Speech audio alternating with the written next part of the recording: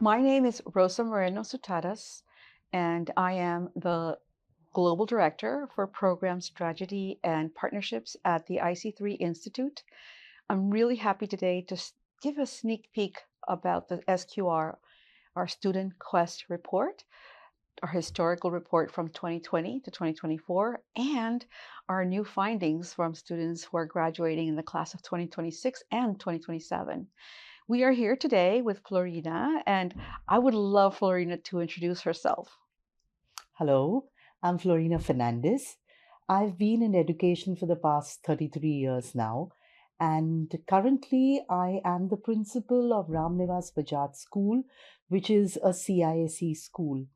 And though I am an educator, career counseling is important for me because it concerns my students. It concerns their career choices, which determines their subject selection. And that for me is important right from a very young age at school.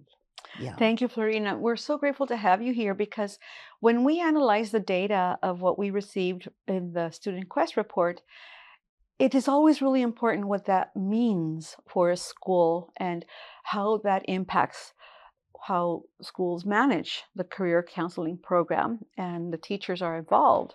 So, one of the first pieces that we found of data was related to the access students report having to career counseling. And so, seeing that it was very high, the number of students who reported having career counseling at school, but not accessing the service. And at the other hand, that students were younger and younger starting to have the conversation. Our data was telling us that as of 12 and 13-year-olds are now starting to talk about themselves in the future. How have you seen this play out at your school? So I have seen this. In fact, your data speaks about, there was one graph that showed me their influences. And I was very pleasantly surprised to see that obviously parent influences have always been there. But what has ranked below that has been the influence of the teachers, Mhm. not the career counselors. And that tells me that schools are making it a conscious effort to involve talks about careers right from a very young age. So, something that we do back in our Mhm. school, because we believe career counseling is not something that is kept for after grade 12, it's something that begins in middle school. So, right from grade 6, we've devised a program that is more about the child knowing about themselves. So it is a program that allows the child to understand the professions of their family members, understand who they are, their likes, their dislikes, their hobbies, their interest, because this will govern their decisions later. It may be Mhm. basic decisions about subject choices Mhm. in grade 9. But even that is very important because Mhm. those are your stepping stones to whatever you do later in life. And you need to have some knowledge about who you are and what you like. So we have this curriculum that we work on right from grade 6, and from interest and hobbies they go on to careers that they may be connected with. They do their own little research Mhm. and they get to know a little more. So Mhm. it is all about exposure. Yeah. And you mentioned exposure, which is quite interesting because one of the things that the data is telling us is that students are asking different kinds of questions these days, and Yes. they're asking questions that are non-traditional to higher education Yes. representatives. One of these is the exposure to what they can do with their fields of study. So what we're Yes. seeing now that students are reporting at an early age that even though they're not quite certain of exactly what they want to pursue, there is an interest to study in an institution that will provide digital, virtual, embedded True. AI resources and that also institutions have a strong and robust student service offering for them. Yes. So this is a factor that is unique to the recent trends. And it's interesting because it even surpasses the preference of students in looking out for a university in terms of their ranking. Right. So why would you think this is happening? And I think there are several layers to this question. Why are students seeing beyond the ranking? Why do you think students may be looking at alternatives that are different to the traditional fields? Why incorporating AI as a criteria for their selection? What would you say to that? I think the main key is the exposure. Mm-hmm. The exposure created by schools, by career counselors, by the counseling team, because we very often heard that school counseling, career counseling can't function in a silo. Mm-hmm. It can't be done by one group, but it must be a shared responsibility, Mm-hmm. starting from all the teachers in school. And I think it is every school making a conscious effort Mm-hmm. that it is permeating down to every subject, and that's how we offer the exposure. While you were talking about interesting questions, besides students don't ask now which are the good universities. The kind of questions they do ask is which university will allow me to showcase my strengths, or where will I be able to use my strengths better. These are the questions they're asking. That shows me that they are more informed, and we always know the focus is not only on academic performance.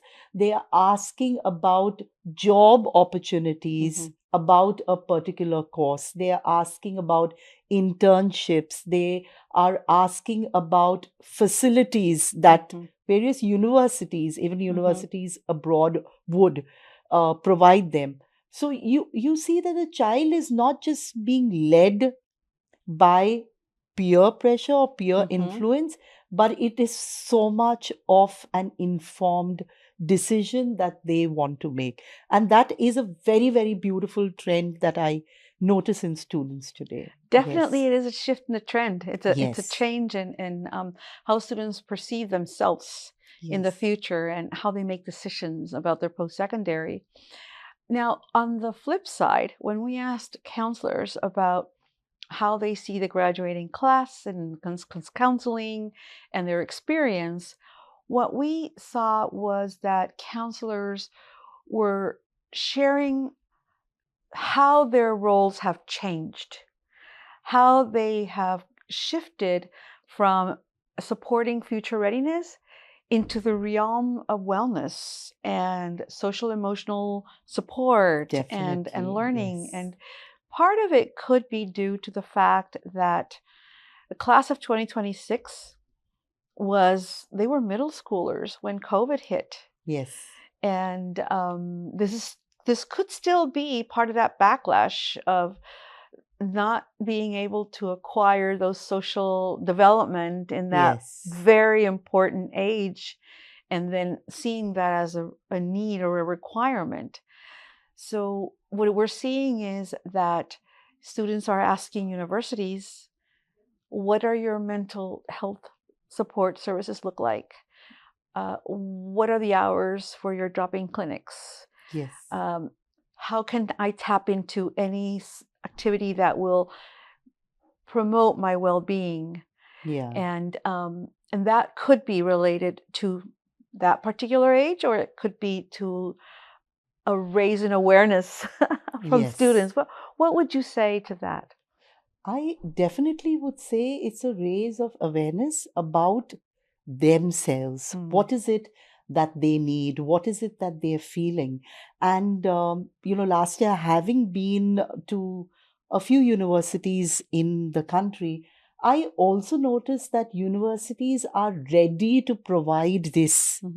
So they are not ready only with an academic rigor, but they are more than ready to cater to the mental well-being of the child. Mhm. And I saw those facilities available, Mhm. and that is very heartening. I'm sure as a career counselor, students come to you now with fewer questions and probably more about what they need and how you could provide services, right, that could match their needs. I'm sure a few years back it was they would approach you with questions like, what should I do now? Mm. And I yeah, think you have a point there. yeah, The kind of questions students are posing may be what is influencing what the college counselor's role is yes, nowadays. The questions are more about the potential beyond graduation. right, Um, and one of the things that we did notice in the data is that the question was could be in terms of what entrepreneurial aspect of what I am true, studying I can walk away from with this program. So definitely. that's a new element from the class that came in the historical review of the 2020-24. Students are more and more asking themselves not exactly what can I do with English, but how can I make a business out of Yes, English? How can I be independent in my work through this particular field of study? So there's a great deal of independence definitely, and perceiving themselves working in a different capacity to the ways of work of their parents. So definitely. students have that awareness as well. So another final question that we would like to refer to was that we had was regarding the destinations of if students were changing and shifting the mobility of the destinations. And we found that for the most part, students would choose to stay in home countries Right. in the same way that they had been staying traditionally. However, there was an increase in the variety of opportunities that they would select from for those who would pursue studies abroad. It looks like the top countries still remain Canada, US, and Yes. UK. I mean, and I expressed them in no particular order, but they remain the same. However, we're seeing more and more uh, areas or countries that we hadn't seen before. We've seen a little bit more of Netherlands start Yes. to appear, of Singapore as destinations, right? And this Yes. is globally. Have you Yes. also seen I've this? noticed that. In fact, when I speak with parents, I hear them talk about destinations like the US and Canada and Australia. Mm. But when I speak with students, they are now talking about Finland, Spain, Japan. Mm-hmm.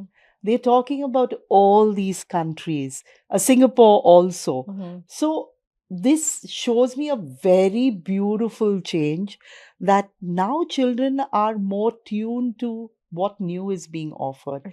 The parents haven't changed. So, I see that influence, especially Uh-huh. amongst the Indian students. Mm-hmm. They are moving away from being dominated by their parents' aspirations and choice to what they really want. We still have a few students who are being guided or rather dominated by their parents' Mm-hmm. decisions, Mm-hmm. but there is an equal number of students Mm-hmm. who, given the right exposure, and Mm-hmm. that's what schools need to do. We just need to give them that exposure and leave it to the students to then explore.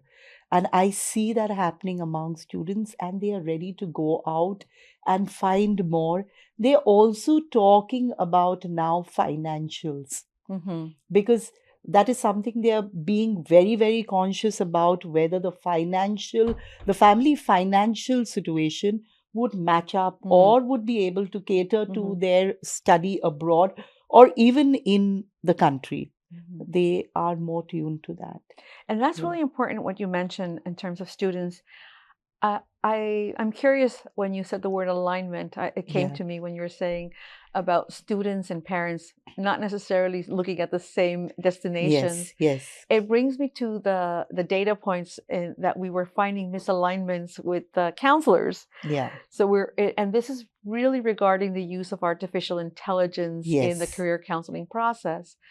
So we're seeing when you're asking counselors, that they are indicating that students are using artificial intelligence more towards the writing of essays. And there's no discussion that they are being incorporated in that sense.